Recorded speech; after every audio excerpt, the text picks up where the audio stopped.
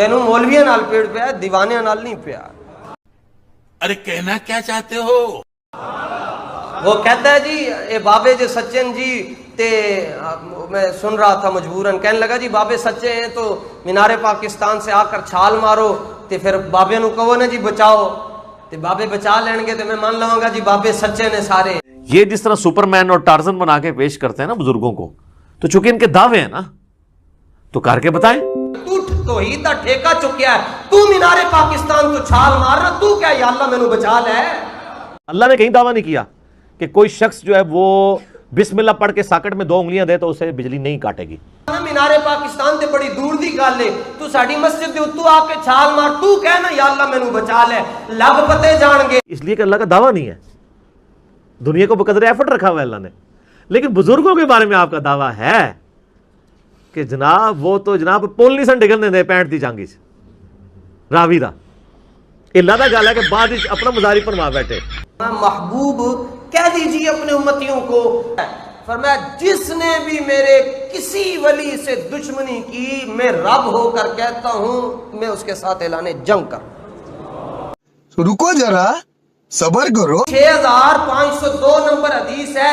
اس حدیث کی تشریح مجھے وہ نہیں چاہیے جو مرزا صاحب کرتے ہیں، اس حدیث کی تشریح وہ چاہیے جو 1300 سال میں لوگوں نے کی ہوئی ہے. تینوں وچ کس نے چمچا بنایا کڑچیا؟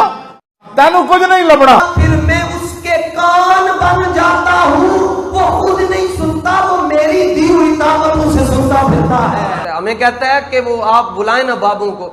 میں کیا سی کی بلانا ہے؟ سلطان العارفین نے پہلے ہی بلا دیتا سی. ایسے چنگ بیٹھ کے کہتے ہیں سن فریاد پیران دے پیرا میری ہر سنی کان دھر کے ہوں. اللہ فرماتا ہے پھر میں اس کی آنکھیں بن جاتا ہوں جس کے ذریعے دیکھتا ہے، وہ دیکھتا ہے. اور میں اس کی آنکھیں بند ہوتی ہیں وہ دیکھ رہا ہوتا ہے. اے تو کولو لا رہے ہیں. پھر میں اس کا ہاتھ بن جاتا ہوں، ہاتھ اس کے ہوتے ہیں، طاقت میری ہوتی ہے. جنہ مرضی جھوٹ مار لو تانوں کسی نے ڈکنا. میں ہوں تو رب، لیکن جب کوئی داتا بن جائے، کوئی خواجہ بن جائے، کوئی شیر ربانی بن جائے، پھر کوئی اسماعیل شاہ بن جائے، کوئی سلیمان توسوی بن جائے، کوئی سخی لال سیون والی سرکار بن جائے، فرمایا جب اس مقام پر پہنچ جائے پھر میں اس کے پاؤں ہو جاتا ہوں جس کے ذریعے وہ چلنا شروع کر دیتا ہے. آپ کو ٹرک کی بتی کے پیچھے لگا دیتے ہیں، آپ لگے رہیں. اس طریقے سے کبھی دین ثابت نہیں ہوتا. نقشبند شہنشاہ نقشبند آپ تشریف لے کر جا رہے تھے سر جھکا کے تو اپنے مریدین کے ساتھ، تو بادشاہ کی بیٹی نے آپ کو دیکھ لیا اور دیکھتے ہی اس نے پوچھا کہ حضور اتنا حسن کیسے ملا؟ فرمایا حضور دا غلام بن گیا، اللہ نے موجہ کر لیا. میں نے کہا مثال کے طور پر کلمہ پڑھا، مجھے بھی کلمہ پڑھایا. آپ نے کلمہ پڑھایا اور فرمایا ٹھیک ہے بیٹی گھر جاؤ، اب میں حضور کی بن گئی، اب میں نے دین قبول کر لیا. یا شاہ نقشبند حضور میں ٹر چلی ہوں، میرا خیال رکھنا. بس اتنی بات اس دل میں سوچا، پیچھے سے دھکا لگ گیا تو کیا دیکھتی ہے شاہ نقشبند نے اپنے پر پھیلائے ہوئے. آپ نے پکڑا، اس کو رکھا اور پھر اپنے راستے پر چل دیے. اس نے دامن کا پلو پکڑ کر کہنے لگی بابا جی بیٹی کہاں ہے اور اب چھوڑ کر کہاں جا رہے ہیں؟ اور آپ مجھے بتائیں آپ تو بخارا میں تھے اور آپ یہاں کیسے آ گئے؟ ایسا نہیں چلے گا. فرمایا مرزا محمد علی کو 6502 نمبر حدیث سنانا. اللہ فرماتا جب کوئی میرا ہو جاتا ہے میں اس کے کان بن جاتا ہوں، مرید ہزاروں میل دور بھی پکارے وہ اس کے لیے آ جاتا ہے نا کہانی. ویسے سر دا علاج اتنے ہے سرجن صاحب کو، بس انڈیا پاکستان بنگلہ دیش میں یہاں کے نا حدیث کو چھوڑ دیتے ہیں کیونکہ انہوں نے اپنے بابے نکالنے ہوتے ہیں اس حدیث میں سے. اچھا، اور یہ حدیثیں ان بابوں پہ فٹ کر رہے ہوتے ہیں جنہوں نے اپنے ناموں کے کلمے بڑھائے ہیں، جنہوں نے انڈیا پاکستان میں شرک پھیلایا ہے. یہ بڑی اچھی بات کہی آپ. مجھے بتائیں قرآن اگر ولی اللہ کی بات کرتا ہے تو اس ولی اللہ کی کرے گی نا جو قرآن کے موجود جب نازل ہو رہا تھا اس وقت جو لوگ تھے. قرآن میں کہیں لکھا ہوا کہ 1200 سال بعد فلانا ولی آئے گا، 500 سال بعد فلانا آئے گا. قرآن جب ولی کی بات کرتا ہے تو کس ولی کی بات کرتا ہے؟ صحابہ اور اہل بیت کی، جن کی کوئی کرامت نہیں ہے. شیخ عبد القادر جیلانی نے 12 سال بعد برات کٹ لی. حضرت عمر نے کہڑی برات کڈی ہے؟ حضرت ابوبکر نے.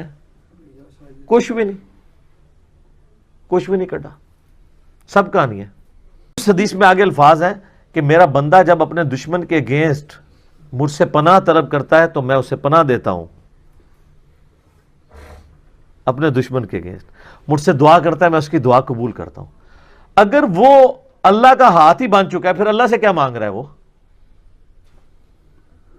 اللہ سے مانگنے کی ضرورت نہیں۔ ایک بندہ اللہ کا ہاتھ اس کا ہاتھ بن چکا ہے تو جدھر مرضی ہاتھ لے جائے، وہ جس کی مرضی گیچی پر روڑ دے، اللہ سے کیا مانگ رہا ہے وہ؟ پھر کیا اللہ مجھے اپنے دشمن کے اگینسٹ تو بچا لے؟ تو اللہ کو تو چاہیے وہ کہے کہ یار تنو ہاتھ بناتا ہے نا، کر جو مرضی۔ یہ مطلب ہی غلط ہے اس کا۔ ہاتھ بن جاتا ہوں، پاؤں بن جاتا ہوں، آنکھیں بن جاتا ہوں، مراد یہ ہے کہ اس کے ہاتھ، پاؤں، آنکھیں، کان یہ اللہ کی اطاعت میں ہی اٹھتے ہیں، اللہ کے نافرمان نہیں ہوتے، یہ مطلب ہے۔ اچھا، وہ اس میں بھی اگلی کہانی کراتے ہیں، وہ کہتے ہیں جی وہ تو پہلے ہی گناہ نہیں کر رہا تھا تبھی تو اسے انعام ملا ہے، اور آپ انعام کو کہہ رہے ہیں کہ پھر دوبارہ وہی انعام مل رہا ہے۔ اس نے اپنی کان، آنکھیں اور ہاتھوں کو گناہوں سے محفوظ کیا ہے تو وہ ولی بنا ہے نا۔ اب آپ دوبارہ اس کو کہہ رہے ہیں کہ ولی بننے کی وجہ سے اس کی آنکھیں، کان اور یہ سب کچھ یہ جو ہے گناہوں سے محفوظ ہو جائیں گے، تو پھر انعام کیا ہوا؟ ہے نا کہانی ویسے۔ سر یہ علاج اتنے ہے سرجن صاحب کو۔ میرے بھائی کوئی دنیا کا بڑے سے بڑا بابا یہ کہہ سکتا ہے کہ میں جو اب ولی بن گیا ہوں تو اب مرتے دم تک میرا ایمان سلامت رہے گا؟ اس کی گارنٹی کوئی شخص اپنے بارے میں کہہ سکتا ہے؟ کوئی صحابی بھی کہہ سکتا ہے سوائے جن کو بائی نیم جنت کی بشارت ہوئی ہے؟ وہ بھی انہوں نے خود نہیں کہا، اللہ نے وحی کے ذریعے بتایا۔ ورنہ تو فتح مکہ پہ کتنے ایمان لانے والے حضور کی وفات کے بعد مرتد ہوئے ہیں اور حضرت بکر کے خلاف کھڑے ہو گئے، منکرین زکات، مسالمہ کذاب کے ساتھ ملنے والے لوگ۔